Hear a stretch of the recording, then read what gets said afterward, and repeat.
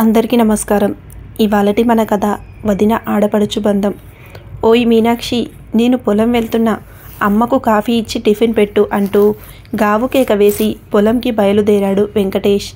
ఒరే వెంకటేశా, ఇలారా, వచ్చి నా పక్కన కూర్చోరా అంటూ పిలిచింది ఆనందమ్మ. ఏంటమ్మా, పొలంకి వెళ్ళి నీళ్లు పెట్టాలి, మోటార్ తెప్పించాను, ఆలస్యం అయిపోతుంది అంటూనే అమ్మ పక్కన వచ్చి కూర్చున్నాడు. అది కాదురా అయ్యా, నీతో ఒక విషయం మాట్లాడాలని పిలిచాను. నీకు పని ఉంటే పోయి చేసుకో, రాత్రికి మాట్లాడుకుందాం అన్నది కొడుకు భుజం మీద ప్రేమగా రుద్దుతూ. వాళ్ళిద్దరికీ కాఫీ ఇచ్చి లోపలికి వెళ్తున్న మీనాక్షిని కూడా ఆపి నువ్వు కూడా కూర్చో అన్నది ఆనందమ్మ. ఏంటి అత్తమ్మ, చాలా పనులున్నాయి, ఇడ్లీ పొయ్యి మీద పెట్టాను, ఆవిరి వచ్చేస్తుంది, వెళ్ళి ఆపి వస్తాను ఉండండి అని లోపలికి వెళ్ళి స్టవ్ ఆపేసి వచ్చి, అత్తమ్మ ఏంటి ఈరోజు కొత్తగా ఇద్దరిని పిలిచి మాట్లాడుతున్నారు అన్నది మీనాక్షి తడిగా ఉన్న చేతులు కొంగుతో తుడుచుకుంటూ. ఏమీ లేదే, మీతో ఒక విషయం చెప్పాలి, ఎందుకో మనసంతా భారంగా ఉంది. అయ్యా వెంకటేశ, నాది ఒక చిన్న కోరిక తీరుస్తావా అన్నది వెంకటేష్ రెండు చేతులు పట్టుకొని. వెంకటేష్ వెంటనే భార్య వైపు చూశాడు. ఏంటమ్మా, నీ కోడలు నిన్ను సరిగ్గా చూసుకోవడం, నీకు కావలసినవి వండి పెట్టట్లేదా అన్నాడు నవ్వుతూ.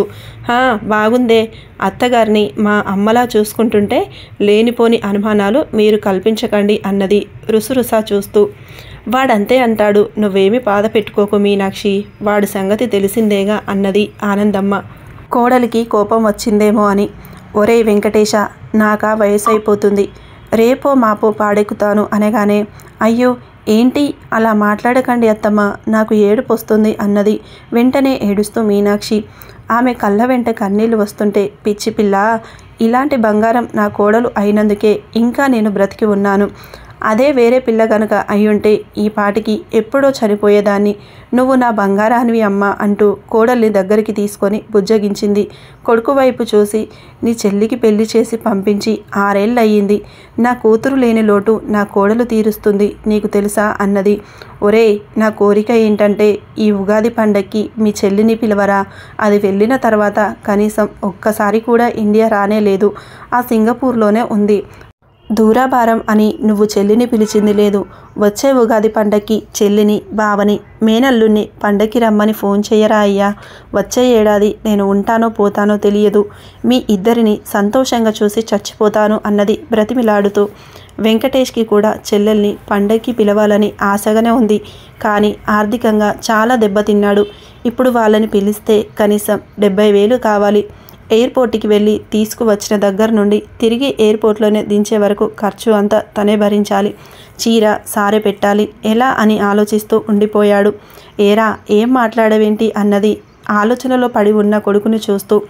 వచ్చే ఏడాది చూద్దాంలే అమ్మా, ఇప్పుడు రావాలంటే చెల్లికి ఇబ్బంది, అయినా ఎప్పుడు పిలిచినా మీరే రండి అంటుంది.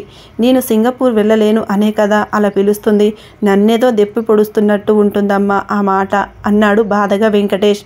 కొడుకు మాటకు ఆనందమ్మ మనసు నొచ్చుకుంది. మీనాక్షి కూడా ఏమీ మాట్లాడకుండా లోపలికి వెళ్ళిపోయింది. చిన్నప్పుడు ఇద్దరిని చూసుకొని మురిసిపోయేది. పండగ కోసం పిల్లలకి పిండి వంటలు, బట్టలు, వారికి నచ్చినవి అన్నీ సిద్ధం చేసి వారిని చూసి ఎంతో మురిసిపోయింది ఆనందమ్మ. పిల్లల పెళ్ళిళ్ళు అయిపోయి ఎవరి దారిన వారు వెళ్ళిపోతే కనీసం ఒకరికొకరు చూసుకోవడం కూడా లేకుండా పోయింది. ఈ పండగ సందర్భంగా అయినా పిల్లలిద్దరూ కలిసి ఒక 2 రోజులు ఉంటే వాళ్ళని తనివి తీర చూసుకోవాలని ఆమె ఆశపడుతుంది. తల్లి మనసు పిచ్చిది, ఎప్పుడు బిడ్డలను చూసుకోవాలని కొట్టుకులాడుతుంది. ఏంటండి, అత్తమ్మ ఉదయం అడిగిన విషయం ఏం చేశారు అన్నది మీనాక్షి పక్క సర్దుతూ. ఏముంది, మన పరిస్థితి నీకు తెలియనిది కాదు, ఉన్న డబ్బు అంతా పొలం మీద పెట్టాను, చేతికి వచ్చిన పంట నోటికాడికి రాకుండానే ప్రతి ఏడాది ఏదో ఒక రూపంలో కొట్టుకుపోతుంది, మనం తినడానికి కష్టంగా ఉంటుంది. ఇప్పుడు వాళ్ళు వస్తే ఎలాగే అన్నాడు దిగులుగా మంచం మీద పడుకుంటూ. మీరిద్దరూ కలిసి ఉంటే చూడాలని అత్తమ్మ కోరిక. మీ చెల్లిని చూసి ఏళ్ళు గడిచిపోయాయి. ఆడపిల్లకు పుట్టింటి మీద ఆశ ఉంటుంది, మీరు పిలవందే ఆ అబ్బాయి మాత్రం ఎందుకు పంపిస్తాడు? డబ్బు ఈరోజు లేదు, రేపు వస్తే అత్తమ్మ కోరిక తీరుతుందా? అసలే ఆమె ఆరోగ్యం అంతంత మాత్రమే ఉంది.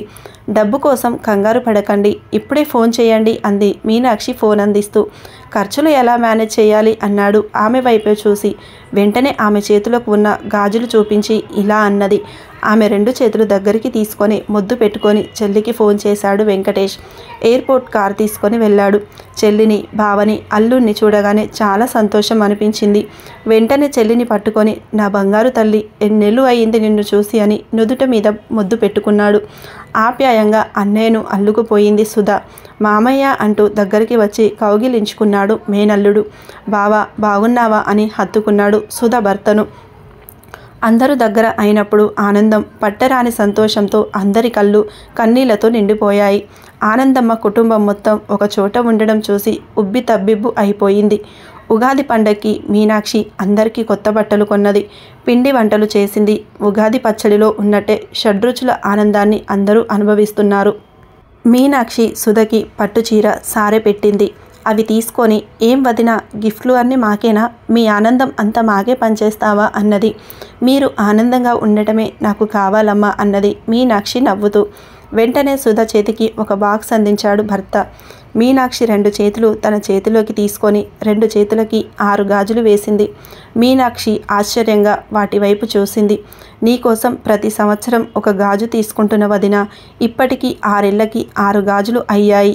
మీరు సింగపూర్ వచ్చినప్పుడు వీటిని నీకు గిఫ్ట్గా ఇవ్వాలనుకున్నాను అంటూ గాజులు వేసిన చేతిని ముద్దు పెట్టుకుంది. మీనాక్షి వెంటనే వెంకటేష్ వైపు చూసింది.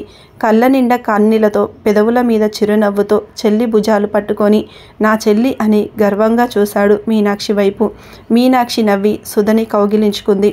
ఆనందమ్మ అన్న చెల్లి ప్రేమ ఆప్యాయతలకు మురిసిపోతూ సంతోషంగా మనవడితో ఆడుకుంటుంది. ఒక బంధం నిలవాలంటే ప్రేమ కావాలి, ప్రేమ నిలవాలంటే బంధం కావాలి. చూశారు కదండి. ఈ కథ మీకు నచ్చితే కథపైన మీ అభిప్రాయాన్ని కామెంట్లో తెలియజేయండి. కథ నచ్చితే ఒక లైక్ చేయండి. అలాగే ఛానల్ సబ్స్క్రైబ్ చేసుకోండి.